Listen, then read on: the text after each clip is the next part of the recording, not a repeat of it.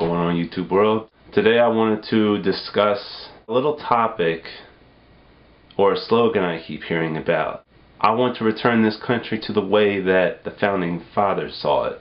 Because I think that the speech that we use right now is sort of a precursor for a bigger underlying feeling that I think when people say these things, you know, they're saying these things as if it's like a euphemism for something more extreme that I think we all know what it is. Everyone in the media knows what it is, but nobody wants to talk about it because it might as well be the new elephant or the 800-pound gorilla sitting in our living room. So I'm going to talk about it, and I want your feedback from it. So let's dissect this. We have a group of Americans who exist on the far right. Since this is my right, that would be your right, but it's the far right, and they call themselves the Tea Party, I presume. The Tea Party movement, if you will. The Tea Party movement, as best as I can see it on TV, really looks like a lot of older, although some young, a lot of middle-aged, older Americans, primarily white Americans, although maybe once in a blue moon you may see some person of color, or you may see a Latino or an Asian person, but by and large, the vast majority of people that show up at these movements shouting these really ridiculous things about our president and about the times that we're living in are these people who don't identify Democrat or Republican, apparently. And you see these people at these rallies and they scream these things of hatred. Some of them put up very legitimate signs that say, you know, don't tax me or something like that. Or you see little children who have been indoctrinated into putting up signs saying things like, because of the bailout, now I am going to be in $100,000+ debt. Those things are legitimate because I don't think anyone is crazy about taxes, but at the same time we realize that if it weren't for taxes, what will we do with our libraries and things of that nature? What about the other group of people in this movement who scream and yell obscene, crazy things like Obama is a socialist, or Obama is a Marxist, or Obama sides with the terrorists?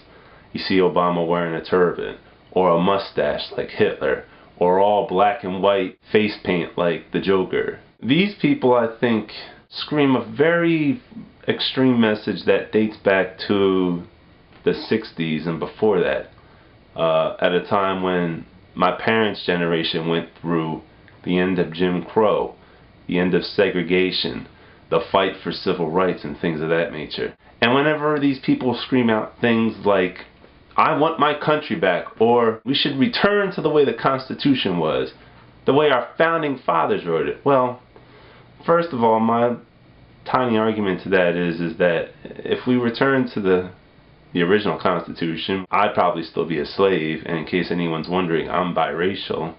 You can guess what I have in me, but in general, yes, I would be a slave because of the one drop rule. Second of all, if I hear a woman screaming that, I think to myself, well, if you want to return to the way the founding fathers wrote the Constitution, you wouldn't be allowed to vote. There would be no feminist movement, which was also a part of the civil rights movement. You probably wouldn't be allowed to work in most cases. Can you imagine living the kind of life that a lot of women are forced to live in parts of the Middle East? You know, a very fundamentalist type of lifestyle and whatnot?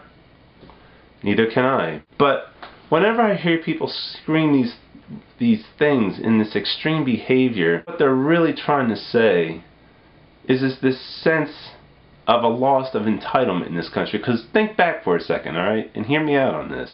For the last 450 going on 500 years, ever since Columbus got here and we had a group of Europeans that came over here because they wanted to get away from religious and economic oppression, and they wanted to start their own here. They had to go to war during the American Revolution. They had to stand up and fight for the land that they had. French Revolution, Spanish, Mexican, American War and such, War of 1812, etc. Nobody was going to mess with America, as young as it was at that point. Second of all, in order for this country to become the economic driving engine that it was, we tried to implement several systems of labor, such as indentured servitude, but when that was unpopular, What did we resort to at that point? Of course, slavery. The kind of another elephant in the room that America doesn't like to even reflect on, even when it's Black History Month. But slavery of not just Africans, but Native Americans is what helped to accelerate and expedite the growth of our American economy. Nobody ever questioned us. We began to outstrip the economic ranks of Spain and France and eventually Great Britain, so that by the time the early part of the 20th century came, America was this high and mighty country that could do no wrong. We didn't have to answer to anybody, that's the bottom line. And because of the fact that we felt that we earned that entitlement, making the rules was what America did. And when I say America, I mean white America, because let's be real, even for the short period of time during the Reconstruction period after slavery, when certain blacks did make it into Congress, by the end of 1890, when Reconstruction was repealed, and that was the beginning of the period of segregation that lasted for 60, 70 some years. But all of a sudden, fast forward to this new century that we live in, and we're seeing the rise of the rest, as you would say. If you've ever read Fareed Zakaria's book called The Post-American World, which is a great book, socially, this is also something that is on the way of happening here in the United States. And it has already happened with the election of our first African-American, or biracial, depending on how you look at it, president. And a lot of people don't like that, because when they see someone of a different socioeconomic status that would have been in segregational bondage 40, 50 years ago, suddenly rise up in a short period of time to becoming the president of our country, it screams to them, oh my gosh, I feel like I'm losing my entitlement. And that's where all this comes from, I think. I think whenever you see epithets of racism, sexism, homophobia, it is a result of the fact that people are becoming, white people I should say, are becoming concerned. And I'm not generalizing this for all white people. I'm saying this for, again, the far right fringe that you see at these rallies. Because a lot of people that understand this realize that it's just a natural in our history, our immigration. It's not that any one single class in America is going to ever fall down from where it came from, but others will rise and meet it. We're in a point in our country now where, 40, 50 more years ago, we were in a struggle for social civil rights. Now we're in a struggle for economic civil rights. Some of it is still social as well, because for blacks, our major turning point was in the 60s, and I think as other ethnic groups like Latinos come and begin to rise into the ranks, you will start to see certain social barriers being broken, primarily in things like language, for example. So, in closing, when you hear these people at these rallies say these very coarse, caustic words, it is a sense of entitlement that they feel they are losing, but they don't want to say those words, or they don't know how to say those words. We have to put ourselves in the uncomfortable situation of sitting down with our most unlikeliest of acquaintances and people who we may consider our enemies, and have open discussions with them about things like, okay, I'm a black person, you're a white person. What is it about being white that gives you the ability to wake up every day and feel that you have a sense of entitlement? For and against. Ask that same question for someone who's African American, for Asian American.